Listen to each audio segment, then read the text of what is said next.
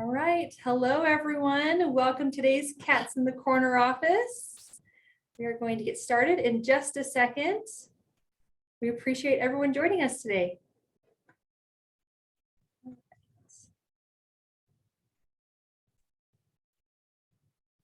All right, just so you know, this video is being recorded. You should have had a little notification come up onto your screen. We're just recording that for those Wildcats in our community who can't join us today, but we will have this posted later so that they can view it on demand. All right, it is right at the top of the hour. Let's get started. We have a really exciting conversation today for our Cats in the Corner office. I am Lacey Niemeyer-John, and we are joined today with some amazing alums for our Cats in the Corner office conversation, including Chris Avery and also a special guest, Matt Myers. Hello, hello, yes. So Chris is the vice president of HARIBO, of sales, and he is going to have a conversation with Matt Myers, who is the senior president of our Bobcats Senior Honorary. So we have a lot of Bobcats in the room, and it's really exciting to have everyone. So I'm also joined today by Mr. Mark Acuna, the Senior Director of Alumni and Career Engagement and the advisor for the Bobcats Senior Honorary here on campus. So I'm actually going to give him the entrance and let him say a few words. Hello all, we are so excited for you joining us today. I know there are so many alums out there joining in our great Cats in the Corner office. I believe we even have some Sigma Chi's from the 60s and the 70s joining today, Chris. So in Hoke. Your brothers are here as well. Thank you to all the Bobcats that are coming out as well. Don't forget to register for Bobcats 100 at bobcats100.com and think about all the many ways that you can get involved with the Arizona Alumni Association through mentoring, programs like this, or joining a local chapter and club. And as always, go Cats and bear down. Thanks for joining us today. Thanks, Mark. All right, if you know Mark Acuna, he loves to make an entrance, so never a dull moment. But if you haven't joined us before for our Cats in the Corner office speaker series, we feature highly accomplished University of Arizona alumni and distinguished faculty and staff members. And this event is presented by our partner at Arizona Bookstores, as well as the Arizona Alumni Association's Alumni Career Lab. So as you might know, the Alumni Career Lab helps our alumni navigate and manage their careers and build their professional networks. For more information, you can visit arizonaalumni.com/career lab. You can also follow us on Twitter at Alumni Career Lab. And then it's always a good time to show your Wildcat pride. So don't forget to purchase your favorite Arizona gear by checking out the Arizona Bookstore at shop.arizona.edu. And you can also follow them on social media and Twitter at UA Bookstores. So again, today's conversation is going to be recorded and it will be archived on our website. And after the discussion, we also have an opportunity for some Q&A. So those of us joining us, you are able to actually utilize the Q&A feature or the chat to submit questions, and we'll be sure to get those at the end. So before we jump into the conversation, I do want to give some highlights of our speakers today. So let me stop sharing my screen. And there we go. Let me introduce Chris first. So Chris Avery is the current Vice President of Sales at HARIBO of America. He has spent the past 30 years in consumer packaged goods and sales and marketing industries. 20 of those years have been specifically with large companies within U.S. confections, including HARIBO, the Ferrera Candy Company, and Wrigley Sales Company. He has also worked at Coca-Cola and Kellogg's and has been a member of the U.S. congressional staff in Washington, D.C. Chris is a proud Wildcat and has been greatly involved at the University of Arizona since his time on campus. While getting his degree in interdisciplinary studies, he was a member of the Bobcats Senior Honorary, president of Sigma Chi, the Arizona Host and Hostess, and as well as a peer advisor for ACES, helping his peers in major selections. In addition to his amazing career and community involvement, Chris has 4 wonderful children and is celebrating 20 years of marriage to his wife, Laura. So Chris, thanks so much for being here today. We really appreciate your time. Lacey, it's my pleasure. Nice introduction. Thank you. All right, so let's share some highlights from our student moderator today, Matt Myers. Matt is a senior majoring in finance from Eller College of Management, and he is the former president of Zeta Beta Tau, the Alpha Omicron chapter. And he is the current president of Bobcats Senior Honorary. Matt, thanks for joining us. Thank you, Lacey. It's great to be here, and it's truly an honor to moderate this discussion. Perfect. Well, we are so excited and really fortunate to have both of you here for this conversation. And as you can tell, we do have a lot of Bobcats and a lot of Bobcat spirit in the house today. So just like Mark said, don't forget, if you are also a Bobcat and want to celebrate 100 years of the honorary, continuing the traditions of the University of Arizona campus, you can find out more at www.bobcat100.com. All right, thanks again. And I'm going to turn it over to you, Matt. Thank you, Lacey. Chris, let's jump into the details about your career and the leadership lessons you've learned. So to start, Chris, you've had such an impressive career. Can you please share a little bit about your journey and discuss the key decisions or events that helped get you to where you are today? Sure, thanks. Actually, first, let me throw out some props to the bookstore. My family can attest that probably half my entire attire is a result of the University of Arizona bookstore. So thanks to the U of A bookstore for helping me keep dapper. But in regards to the question, Matt, when I graduated from college back in 1991 from the U of A, I didn't really know what I wanted to do when I grew up. And frankly, I'm still not 100% certain that I know what I want to do on a day-to-day basis. But I did know that I wanted to pursue leveraging my strengths. I'm a people person. I'm an extrovert. And I'm good at communicating with others. And those 3 things kind of seem to be a natural tie-in with corporate sales or getting into the sales environment. And I had actually leveraged the University of Arizona Career Services Center when I was a senior and had a number of different interviews, whether it was with Abbott or whether it was with Baxter and Eli Lilly and some other, and Procter and Gamble, some other blue chip companies. But in 91, we were going through one of our more challenging recessions at the time, and jobs were hard to come by as a graduating senior. And I wound up going back to Chicago without a job, but with a positive mental attitude. And one of the common themes throughout my career is the importance of relationships and networking with others. And it wasn't too long after graduating that one of my dearest, closest friends in the whole world, Susan Monahan Parkinson, who was a Kappa Kappa Gamma at the U of A and who I'm a lifelong friend with, she had gotten a job in Washington, D.C. on Capitol Hill, working for an Illinois congressman who needed another staff assistant. And Susu called me up and said, hey, we've got an opening here. I know that you're interested in politics as well. Would you be willing to join the congressman's staff? And I said, absolutely. So literally I had a phone call. Within 24 hours later, I was on the road out to Washington, D.C. But I knew that I really wanted to go into corporate sales. I wanted to get some experience in Washington, which I did. But back in the day before the internet, I continued to mail out tens and tens of letters with my resume. And Kellogg's actually hired me to be a salesperson out in Des Moines, Iowa. And my consumer packaged good career took off from that point forward. And the key decisions that I've had to make along the way are both personal and professional in nature. I think we all kind of find that different situations lend ourselves to different decisions.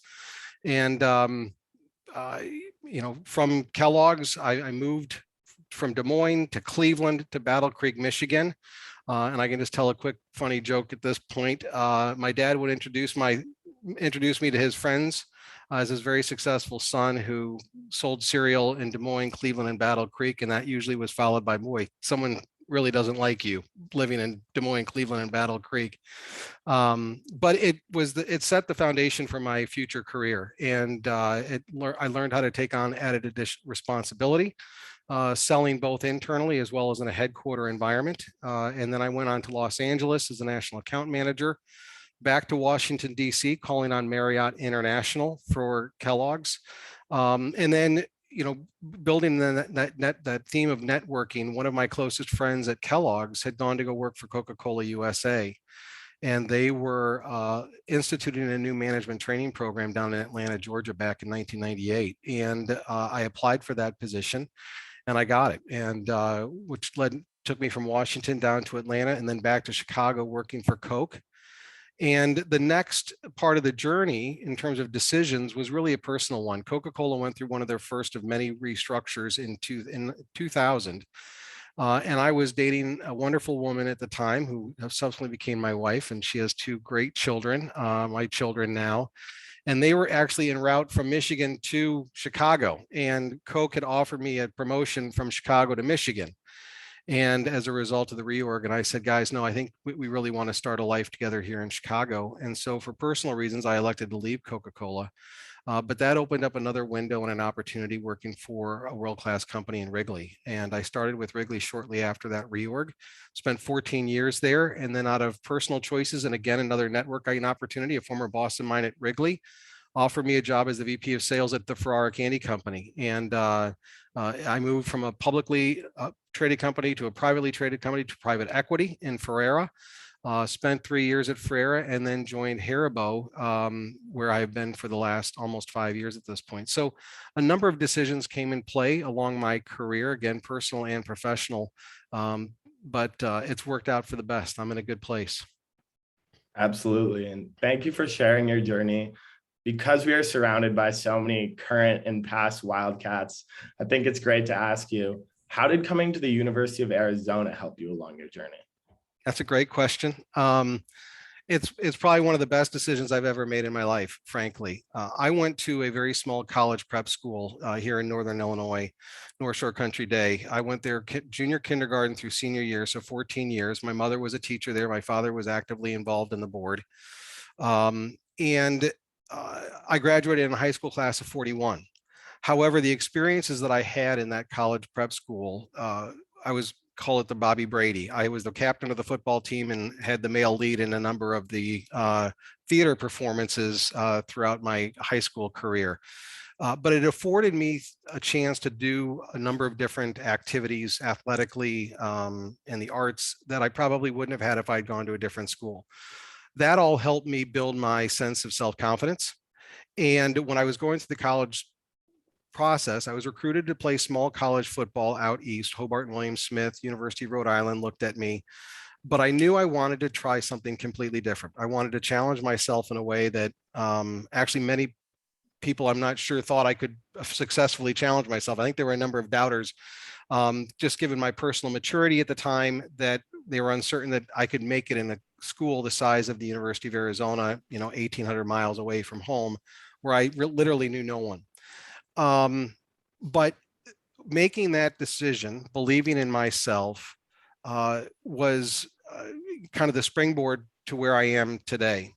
And the University of Arizona, through the activities that I was involved in that Lacey outlined for you, helped to give me a foundation that really helped me develop and grow, build a personal and a professional network, and was the best time of my life, those 4 years. And looking back, I probably should have extended that to 6 or 7 or 8 years, but you get wiser as you get older, and I've now come to realize that. But regardless, those 4 years at the U of A were the best. And I have lifelong friendships as a result of it. And I'm tickled to have the opportunity as a result of my relationship with the U of A to engage you and the others on today's call. Bear down. Bear down. All right. So I think as a young professional, something that I often struggle with is when entering the labor force, I don't know really how I'm going to define my success in the professional world. I want to ask you, how do you define career success? It's a very personal question. And it's not one that I can answer for anyone on this call, but specifically, because I think everyone's happiness is determined on the personal connections that you make. What I can say is, if you wake up in the morning, Monday through Friday, or if you work on weekends, whatever day it may be, and you feel good about the opportunities ahead of you and the contributions that you can make, and that the work that you are doing is benefiting yourself and perhaps benefiting others, and it leaves you with a sense of fulfillment and positive challenge. I think that those are criteria in your decision-making process that you should consider. You will wind up spending the largest majority of your life working. Unfortunately, for any of you undergraduates on the call, your best days are behind you. No, I'm kidding. But you will wind up, spending the majority of your life working, and hopefully you find something that connects with you and makes you happy and fulfills you. And I will also say, today is a very different world than when I graduated in 91. The world was, I think, a little more binary back then, but the world has changed so much. There are so many new, unique opportunities, whether it's technology, whether it's entrepreneurship. There's so many. I think the younger generation today are very much in tune with causes, whether it's climate, whether it's societal, whether it's cultural. And there are industries within all of those areas that I think have been developed much further than where they were when I graduated. So I think, opening yourself up to the universe and looking for those opportunities that meet you is important. And I think the other thing I would tell you is, we didn't have the internet in 91 to do our research. I couldn't go onto Google in 1991 and look up Kellogg's, right? I had to go to the library or the bookstore or whatever. Leverage the technology that's available to you today to research and to learn and to understand what opportunities exist. Hopefully this is coaching that you and I have previously spoken to. Hopefully I'm on message, Matt. Absolutely. No, absolutely. And I think you always really talk about finding that sense of fulfillment. And obviously that's extremely important to you. I wanted to ask you, following that, looking at all you've accomplished in your career, what are you most proud of? One, the work that I do with a deep sense of personal integrity and responsibility.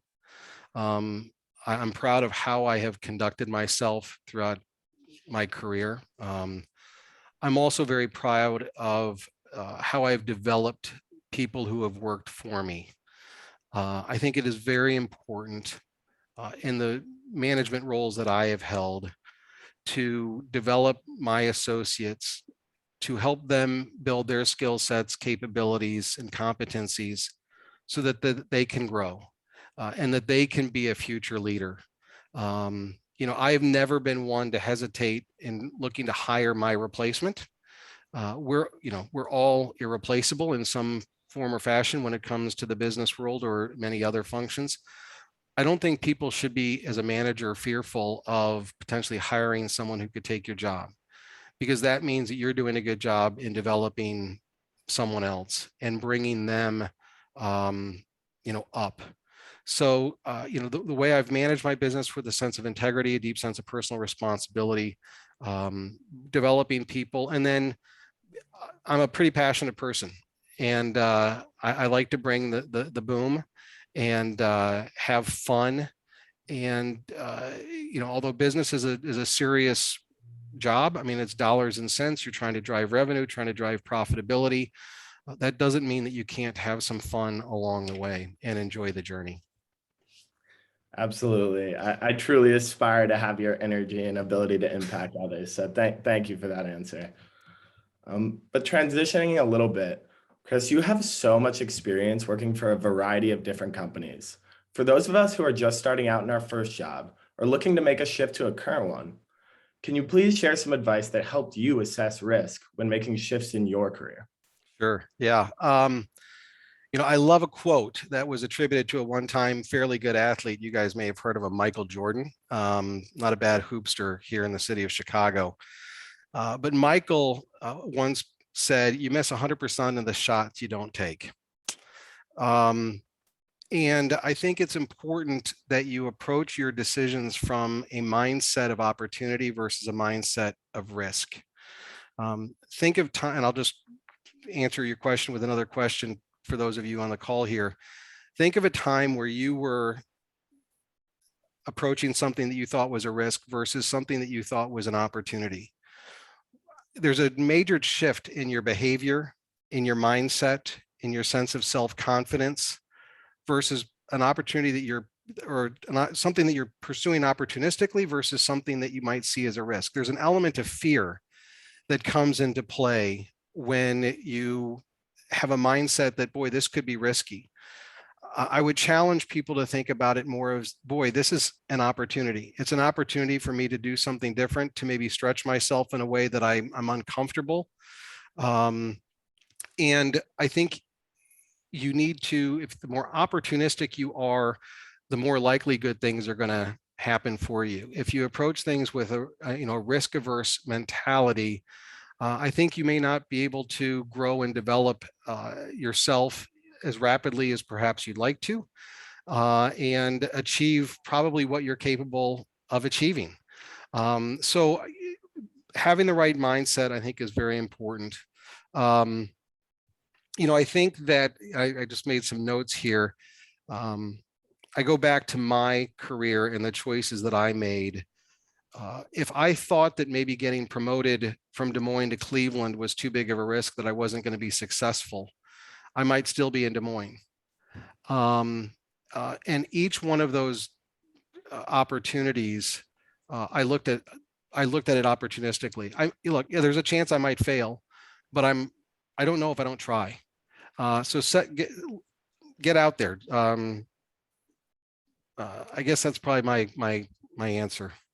Oh, absolutely. That's great advice. I think reframing your perspective and looking at, risks in that light is really a great strategy. So thank you for sharing that with us.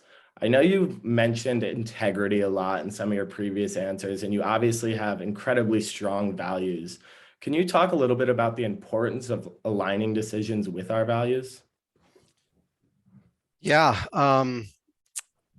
Cognitive dissonance is a challenging place to be in, where your behaviors may not match where your head and your heart tell you to be. It's an uncomfortable place to be. I think it's important to lead with first understand what your values are. And ground yourself in those values in both the decisions that you make and the behaviors that you exude as a result of those values. I think I've also learned through my career, Matt, that it's also important to learn from others and the values that others have. I think it's important to learn what not to do based upon the value structure and the behaviors that others exude. I think we've all come across in our lives at some point someone who got somewhere in their career and you scratch your head and go, how in the world did that person get to that level of responsibility, whatever it is? Because you can see that their behaviors and their decisions differ drastically from the values that you possess or that you aspire to hold. So I think it's important to be grounded in your own, but also to learn from the values that you see others exhibit through the decisions and the behaviors they make. Absolutely. Thank you for that. For those of you who haven't had the opportunity to meet Chris, I can say I've seen firsthand the people first mentality that he enters a room with. The first time I met Chris, I was working an event over at the U of A with my organization, and Chris approached every single student worker at the event, shook their hand, introduced himself, gave him his time, and he didn't only stop there. He went and also introduced himself to every single employee working at the event. And I can say, as an undergraduate who's still a developing professional, it meant a lot to me to have someone as accomplished as Chris take their time, introduce himself to me, and make me feel important. So thank you for that, Chris. And to transition to a question back to you, How has your focus on building genuine relationships benefited both your professional career and your personal life? It's inherent within who I am. Well, thank you, Matt, for that. I was doing a straw poll. I was thinking about running for governor for Arizona, and I used that evening to solicit feedback and see what kind of reception I might get. No, that was a wonderful evening reflecting on Anna Marie Chalk's life. I just got done speaking about values, and she and AMC certainly lived her life in her own wonderful value structure, and she imparted her wonderful values on us. So going back to relationships, both personally and professionally, I am who I am, and I'm comfortable with who I am. And one of the things that really makes me happy, that fulfills me, is helping others, whether that's personally or professionally. And in addition to that, I have a wonderful support network behind me. I have wonderful parents. I've got an unbelievable bride. I have four dynamic, terrific kids, and they have supported me just as much as I try to support them. But I take a great deal of pride in the personal relationships that I make, both at work and away from and personally. So 4 or 5 of my best friends I've known since I was 3 years old. My Bobcat classmates who I graduated from the University of Arizona 30 years ago. It's hard to imagine that's the case. I'm only 42 years old right now. I was a fast learner back in the day, but we still have a chain of texts. We text each other, consistently, and personal relationships are very important to me, and it helps make me tick. And I'm no different outside of work as I am inside. Absolutely. And mentioning all you've done to help others, you've clearly been a mentor to so many people, including me. I want to ask you, who were your mentors or role models that helped you throughout your journey? I saw Doug Tilford just make a comment here in the chat. I can certainly say that Doug Tilford was one of my mentors, both as a Sigma Chi and as a Bobcat. Your dad, Mike Myers, was certainly a mentor to me in college. I was really fortunate to be in Sigma Chi. The quality of men that I was able to associate myself with benefited me significantly and really helped me grow up, and helped me, going back to your comment about values, helped me understand the importance of values, in particular personally and in your interactions with others. My father, is frankly my greatest mentor. I have learned so much from him. He was a corporate attorney. He worked with the SEC. He did some amazing work in his day, and he always kept a very even-keeled approach to everything that he did. I can only aspire to be as calm, cool, and collected as my dad under moments of stress. If I could get to 60% of where he is, I'm doing pretty good.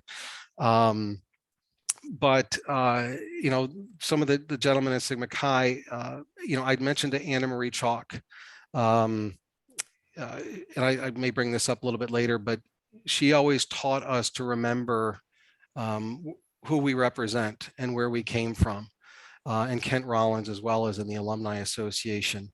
Nancy Gedney, for those of you who may know Nancy, she was in the College of Arts and Sciences, and she actually helped keep me at the U of A. At one point, I thought about transferring my freshman year, and she reached out to me and got me involved with the ACES peer mentoring program in College of Arts and Sciences, and set the hook that helped at the time keep me at the U of A. Awesome. And then I've had mentors throughout my professional career. However, I wish I had had more. I think at times, depending upon what organization you're in, mentoring may not be focused on enough. I think people get caught up in the corporate world with their results and their own daily workload, and maybe hesitant to take on the added responsibility of being a mentor to others in the organization. I really appreciate and admire companies that prioritize mentorship within their organizations, because it only makes them better. But I've had a few mentors along my career, some bosses who've really helped teach me how to grow up in a corporate environment. And but it's equally important, Matt, that people don't wait to be mentored.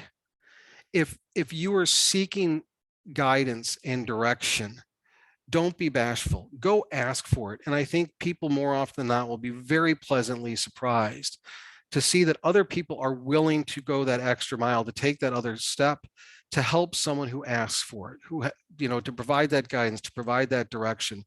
It may not come inherently organically, but go ask for it. And I think you'll be pleasantly surprised how often you do receive it from those that you ask of it.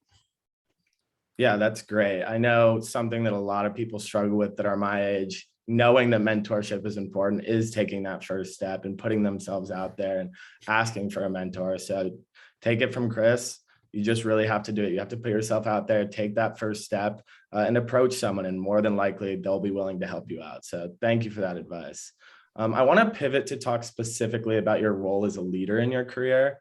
What do you think is the most important leadership lesson you've learned?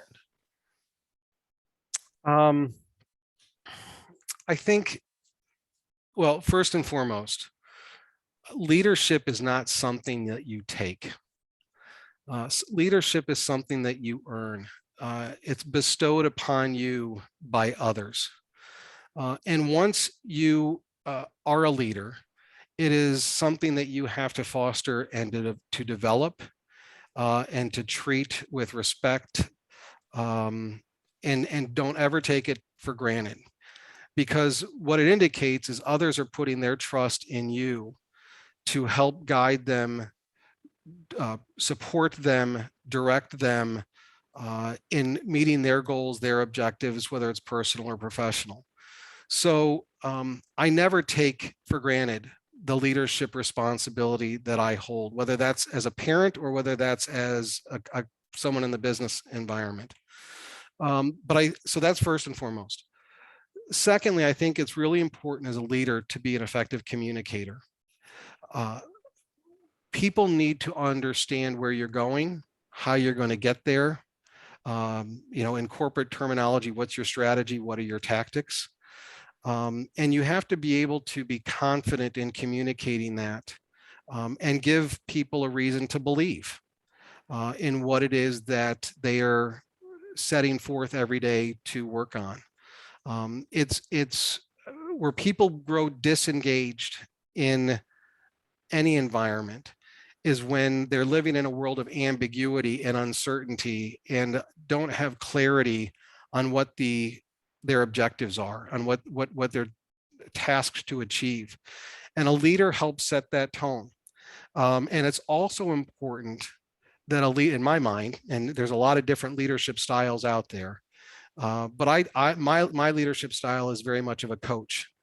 And I also believe it's important that people be allowed to make mistakes, but to learn from those mistakes. And it's important for me to help foster and take the time when someone does make a mistake, not to rub their nose in it or make them feel bad about it, but really take the time to sit down and talk about what happened. How did we get into this situation? What can we learn from it? And how do we make it better moving forward? Leadership is not taken, it's bestowed upon you. You need to treat it with respect. You don't take it for granted. You need to be an effective communicator. And my leadership style is that of a coach, to help others develop and grow, so that maybe someday they have my job. And then I know that I've done my job. Oh, that's great. And I think the coaching perspective is very interesting, and allowing people to fail in the workplace is obviously crucial to you. So to talk a little bit about HARIBO, as you've grown at HARIBO and become a leader, what do you practice or promote to help shape a positive culture? It's the timing of that question is apropos. I just completed my year-end review with my boss. And one of the first things he brought to my attention is that how much he appreciates me being a steward of our corporate culture. And at HARIBO, look, we sell candy. How bad can it be, right? But our mission as an organization globally is to create childlike happiness, which frankly is right in my wheelhouse, for those of you who know me. And I think it goes back directly, Matt, to what I just said a moment ago about being in business is serious, right? It's a dollars and cents. You have a dollars and cents responsibility. You have a responsibility to a top line, to a bottom line, and the decisions that help create both of those results. But you can also have fun. And just to give you a few examples, it's easy for me to, not everyone who sells something can put it in their briefcase or their backpack when they're traveling, but it's easy for me to grab some HARIBO product. And my family can attest to this. It usually embarrasses them terribly. But if I'm in an airport and I see a mom and their children are crying or whatever, or maybe they're not, I will go into my bag and bring out my HARIBO product and give it to them. I view myself not only as a business person at HARIBO, as a vice president of sales, but I'm also an ambassador. I'm an ambassador of the brand. And our intent is to create childlike happiness. So little things like that can go a long way in creating and bringing that culture to life, not only in the four walls of our business, but outside of our day-to-day responsibilities. And that's a lot of fun. And I try to exude that in all I do. I don't take myself too seriously. I give you another example. I was on a conference call yesterday. We're having some challenges within supply chain and right now, and it weighs heavily on all of us because we want to over deliver on our customers' expectations of us, from the COO and CFO down throughout the ranks, and we're having a hard time doing that. And so the weight of the world is kind of on many of our shoulders. And I was on a conference call and I just tried to add levity before the call started and put some smiles on people's faces. It doesn't detract from what we're trying to achieve in the call. But oftentimes when you're in a positive mental attitude and you got a good, warm, fuzzy feeling, you can probably accomplish more than if you just clam up and sit on your hands. Absolutely. I can absolutely speak to Chris's HARIBO ambassador ability. The first conversation he had with my girlfriend, she mentioned candy, and the next week there was a package of gummy bears on our doorstep. So he's very true to himself in that. I wanted to ask, how do your values with your leadership style, how do your values align with your leadership style? And how do you lead your team with those values that you've mentioned earlier, especially doing things like having fun on calls and lightening the air in rooms? How do you really think that aligns with your values?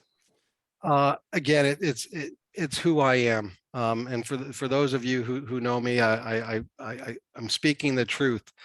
I can hear Trina Cali going, "True dat," right now. My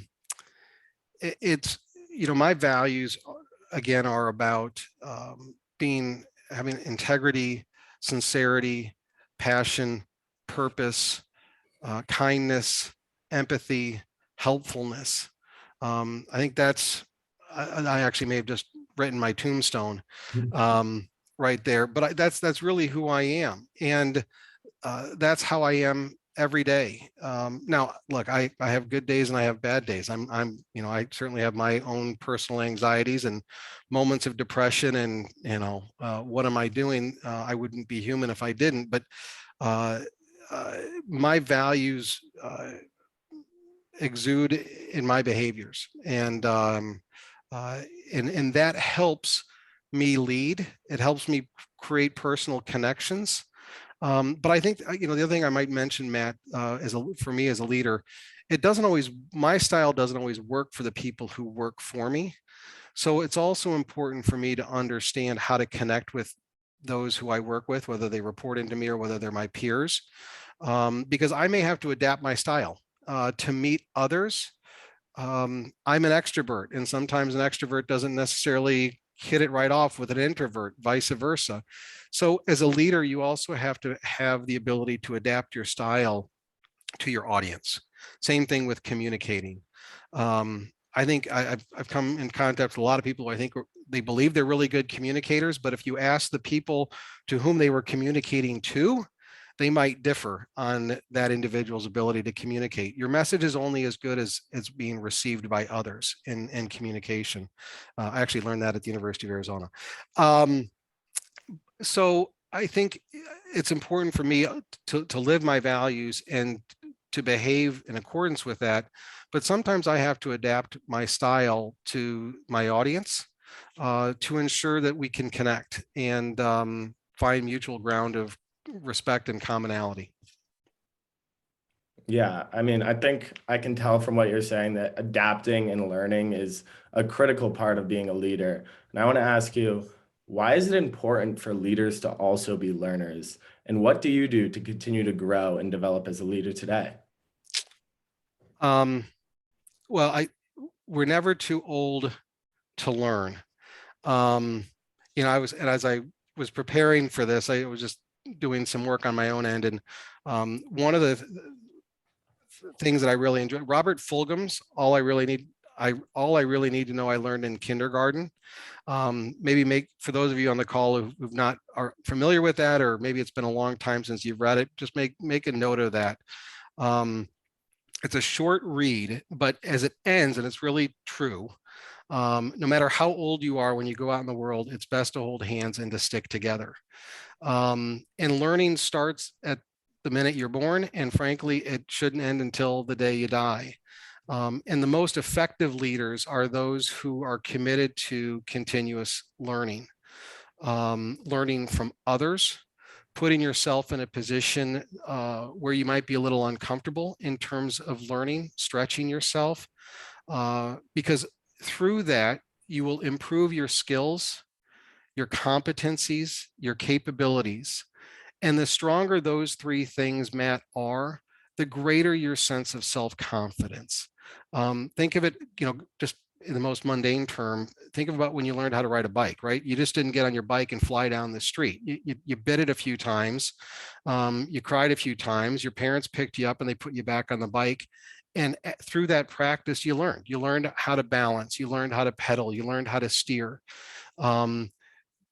We have to continue, if you want to be effective as a leader and you want to grow in whatever it is that you choose to do, you need to continuously put yourself in a position to learn so that you can grow your skill set, grow your competencies, increase your capabilities, and increase your own sense of self-confidence.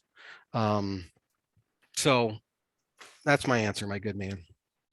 I appreciate it. I know you mentioned a great read at the beginning of that answer, but do you have any other favorite books or podcasts that you recommend for developing leaders? Yep, absolutely. And I practice what I preach, right? You can attest to this. Before we kick this off, I'd actually connected with Matt a little while ago after homecoming. And Matt and I got to talking in a meeting, and he said, "Can you share with me some of your favorite books?" And I said, "Yeah, I'd be happy to. And I'll take it a step further. I'll send some of them directly to you." But one of my favorite authors is an author by the name of John Gordon.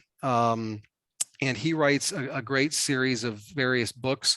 The Carpenter, I'll just read some of them off. The Carpenter, The Seed, Training Camp, The Positive Dog, Row the Boat, Energy Bus, You Win in the Locker Room, Hard Hat, and The Power of Positive Leadership. All pretty easy reads. Not a lot of pictures, which I was a little disappointed in, because I like a lot of pictures in my books, but very positive reads. Simon Sinek is also another terrific author when it comes to leadership. Start with the why, find your why, and Leaders Eat Last is one of my favorite books of his. And then I was at a conference back in 2020, literally right before COVID hit, and a really dynamic speaker was in attendance, Sarah Robb O'Hagan, just a dynamo of a person and a business leader. And she wrote a book called The Extreme You, Step Up, Stand Out, Kick Ass, and Repeat. Maybe Bree Johnson, who I think is on the call. Bree, if you've read that book, maybe you can attest to Sarah Robb O'Hagan's works in a word. But those are some of my favorites in terms of books that I've read that have had an impact on my leadership style, ways of challenging me in how I think and how I interact with others. And they're fun on top of that. Yeah, thank you for all those recommendations, and thank you for sending me the books you sent me. They've been fantastic. You are more than welcome. So to transition a little bit, we all know leadership is never easy and setbacks are part of the process. Can you talk about a time when you had to navigate setbacks in your career? Yeah, I've had a number of them, and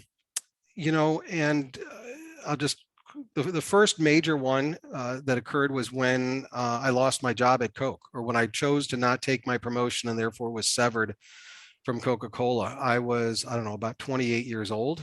And it was a pretty big decision for me. Now, it was one of the best decisions other than attending the University of Arizona that I made, because again, opportunistically, I left Coke, but in large part because my girlfriend at the time and my wife now, she and her 2 young children were en route for moving from Michigan to Chicago. And I was making a commitment to her and to our future family through that decision. There was a sense of loss in leaving a blue chip world-class organization like a Coca-Cola that I'd worked very hard to get into. And I took measured risk in leaving Coke, but I did it for the right reasons. And it opened up another opportunity with Wrigley, where I eventually wound up spending the majority of my career, 14 years, and have a number of very strong personal friendships and relationships from my time at Wrigley. So that's one example. Another example was actually from another reorg. My wife and I were relocated with our 2 youngest children out to Northern California back in 2011. I was offered the position as vice president of sales for the Western US for Wrigley.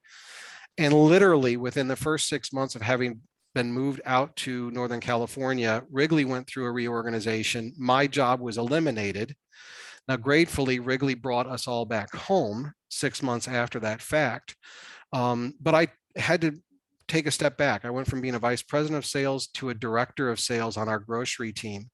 But the opportunity that presented to me, Matt, was at that time, Wrigley was looking to go to a broker network. I won't bore everyone on the call with the terminology, but we were going to implementing a new route to market at Wrigley, and we were doing it within the grocery channel. And I was charged as the new director of regional sales and grocery to spearhead this rollout on our new route to market structure, which was a great learning experience. I had never managed brokers before. And it's benefited me in every role that I've subsequently had since leaving Wrigley. So, through setbacks, opportunities can present themselves. How you go about pursuing those and embracing those is really important. And those were 2 great learning experiences for me that benefited me for the balance of my career, and will continue to do so. Absolutely. I wanted to ask, obviously, you noted how important getting through these setbacks are and how they opened you up to new opportunities in your career.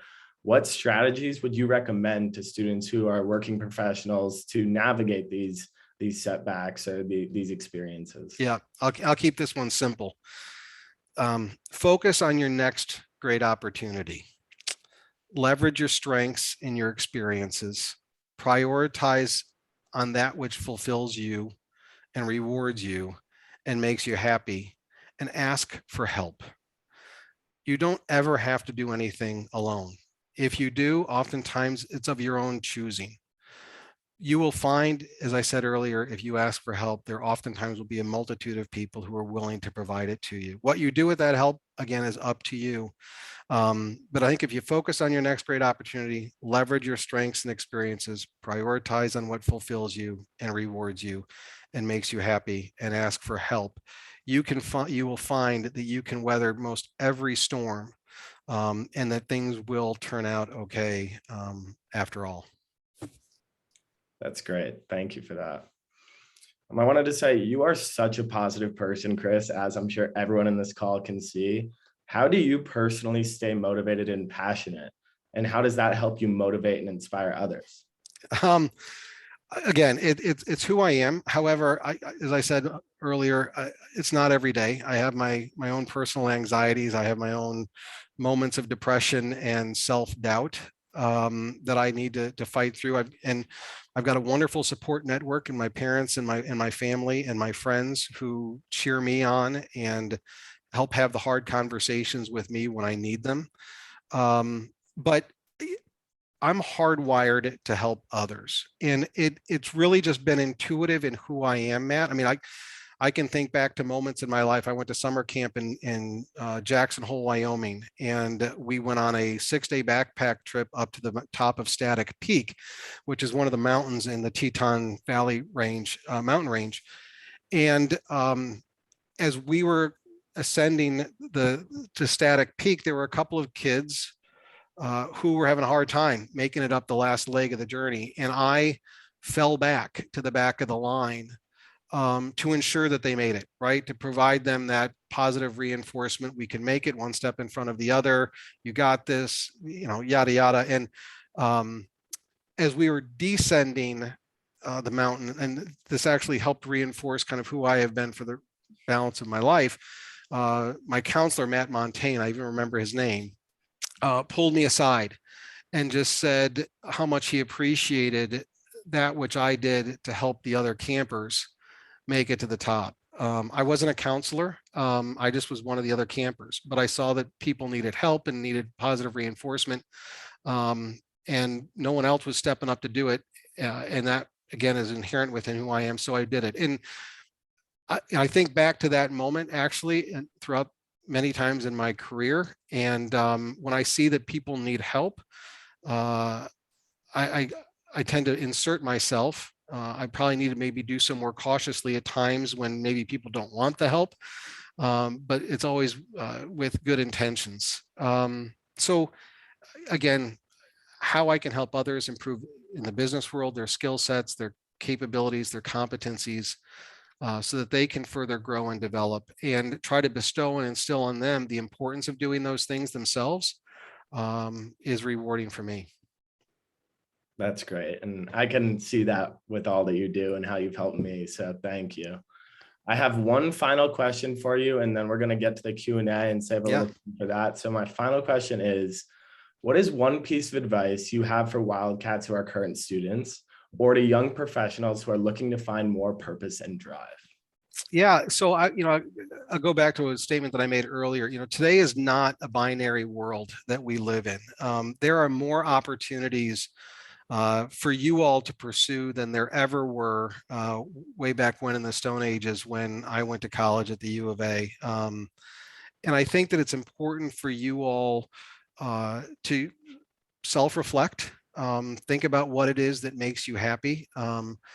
I don't think anyone would expect any of you all to have all of the answers right now, or to have 100% clarity necessarily in what it is that you want to do. Some of you may, and that's wonderful.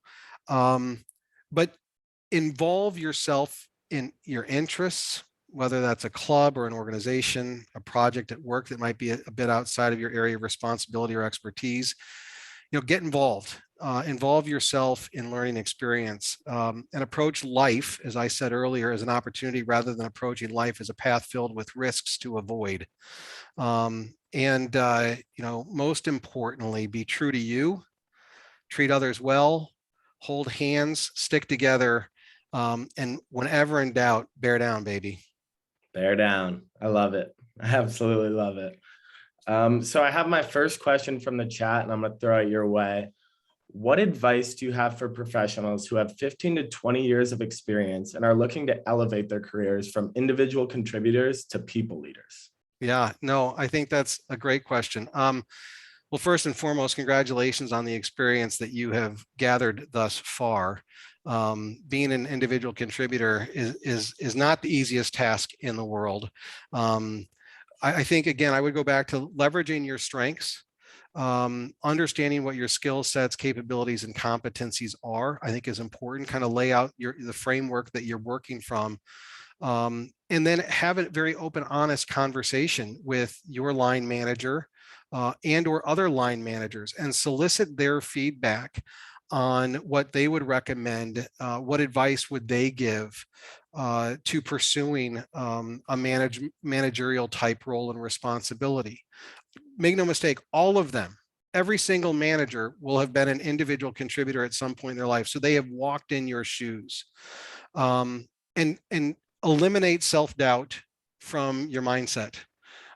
Don't, again, think of it more as an opportunity versus a risk. You can do this. You have 20 years of outstanding experience underneath you that will propel you to being a successful line manager. And I have no doubt that you've had some line managers who are better than others.